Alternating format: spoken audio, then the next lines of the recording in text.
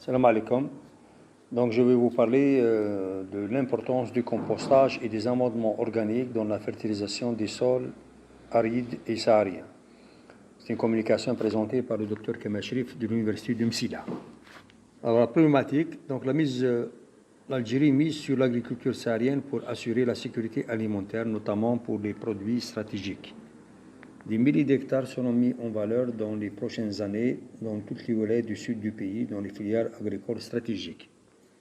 La région du sud-est, Biskra et Ouad par exemple, est devenue le nouveau grenier de l'Algérie. Toutes les villages du pays y viennent s'approvisionner en produits maraîchers et légumes. La disponibilité de l'eau, des terres et le savoir-faire local y sont pour beaucoup dans le développement de cette région.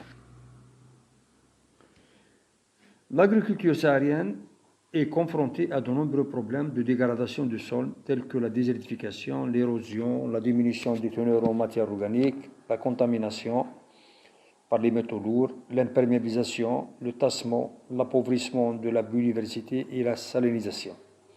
Des solutions existent pour éviter ces problèmes, notamment la pratique de l'irrigation rationnelle et les travaux du sol appropriés au contexte saharien, ainsi que les apports en amendements organiques et engrais verts. L'importance des amendements organiques et du compost dans l'amélioration pédologique des sols sahariens. La région du Biskra et de l'Oued sont devenues un pôle agricole d'importance nationale et fournissent grâce à la plasticulture légumes et fruits tout au long de l'année. Pour augmenter le rendement et travailler le sol en constituant sa texture, les agriculteurs de la région utilisent abondamment les fumiers et l'éjection animale. Ainsi, des milliers de tonnes y arrivent chaque jour des quatre coins du pays. Ces bonnes pratiques agricoles ils sont pour beaucoup dans leur succès et réussite.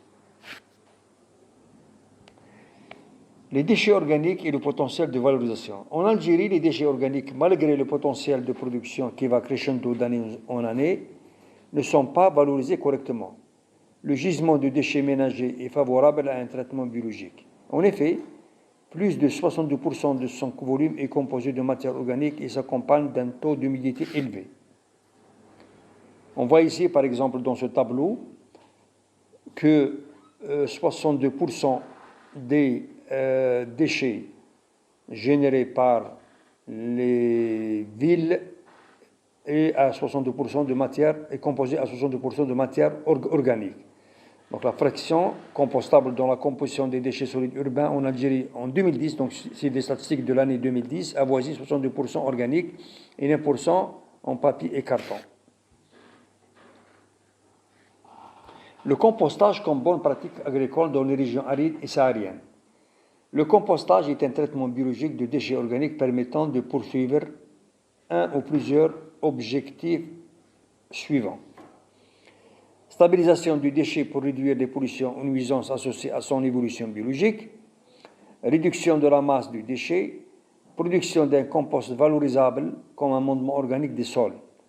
La mise en œuvre du compostage comporte généralement deux étapes biologiques, figure 1, auxquelles s'ajoutent des pré-traitements et post-traitements éventuellement nécessaires dans le broyage, mélange avec d'autres produits, tri, etc.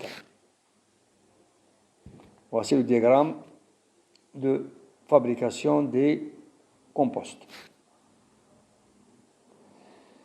L'importance et avantages du compost. La matière organique améliore la structure, diminue l'érosion du sol, a un effet régulateur sur sa température et permet au sol de stocker davantage d'eau, contribuant ainsi à améliorer significativement la fertilité du sol.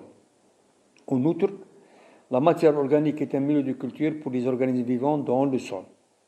En plus des impacts positifs sur l'environnement, de nombreux bénéfices agronomiques, économiques et sociaux sont associés à l'utilisation des composts. La valorisation au sol du compost comporte aussi des bénéfices au plan environnemental. Maintien et amélioration de la qualité du sol, diminution des besoins en engrais de synthèse et en produits phytosanitaires, promotion de pratiques de développement durable en agriculture, restauration du sol et du site contaminés ou dégradés, réduction des besoins d'extraction du sol arable pour la protection des terreaux. Les attentes et contraintes dans l'usage du compost en agriculture. Les contraintes, l'Algérie ne dispose pas assez de potentiel industriel activant dans le domaine du recyclage et valorisation des déchets. Le nombre d'entreprises activant au jour d'aujourd'hui est loin devant le potentiel offert par le secteur des déchets. Une proportion de ces déchets est prise en charge par le secteur informel de façon artisanale, en l'absence de normes de qualité environnementale, d'efficacité, d'étiquetage et la sécurité des composts. De même, l'Algérie ne dispose pas de réglementation et de normes de qualité pour le compost et fumier animal. Nombreux agents pathogènes de maladies redoutables sont présents dans le fumier et le compost. De même, la présence d'éléments indésirables, tels les métaux lourds et autres substances toxiques, les graines de mauvaises herbes et d'espèces exotiques envahissantes qui peuvent atteindre de nouveaux territoires. Les attentes, la nécessité d'assurer la qualité et la traçabilité de tous les amendements agricoles, maîtriser la technique du compostage et amélioration des filières de traitement par l'introduction de nouvelles méthodes de traitement et de nouvelles technologies et le passage à la production industrielle ou semi-industrielle, compte tenu des besoins qui peuvent être importants une fois le programme de mise en valeur mis en place. Encourager la recherche et l'innovation dans la valorisation des déchets organiques et leur utilisation dans l'agriculture et la lutte contre la désertification. Les start-up et les incubateurs au niveau des universités peuvent jouer un rôle capital dans la mise en place des métiers verts et la promotion de l'économie circulaire. Merci pour votre attention.